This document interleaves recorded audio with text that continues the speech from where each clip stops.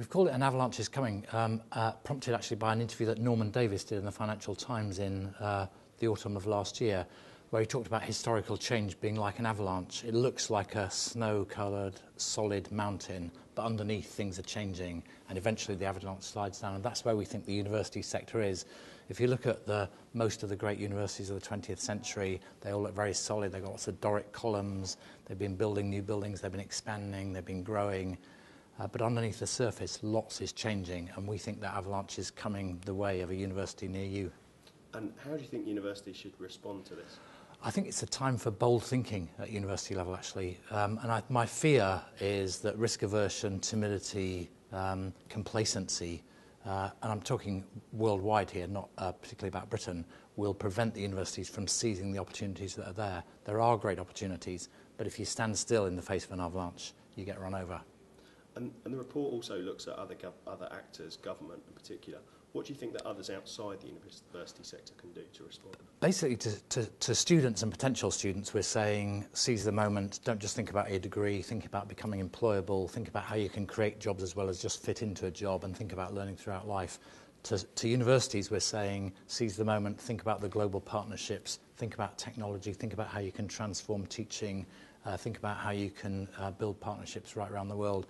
And then to governments, we're saying you've probably got a regulatory regime for your university sector designed in a national era, but now the university sector is global. So what are you going to do, for example, about a student who does one course at Harvard, another course at Stanford, 3 courses at Oxford, and a fourth or fifth one in Melbourne?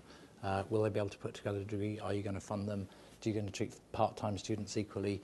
Are you going to treat some of the kinds of learning that aren't universities but are just as good as learning, like some of these fellowships that enable you to start up businesses? Are you going to treat those like higher education? So there's a whole lot of regulatory issues that governments face that they're going to have to move fast to deal with. And the report also looks at this issue of MOOCs, massive online open source courses.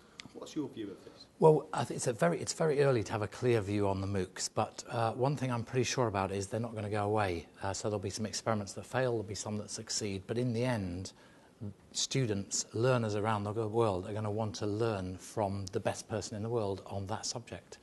Why go to your perfectly okay, adequate professor in your small town university when you could learn online from the best person in the world? So I think the MOOC idea will undoubtedly take off, and universities are going to think how they deal with it. One option is to recruit the stars and be the university that employs the stars. We talk about the Ronaldo effect, named after the footballer who can choose where he goes because he's so good.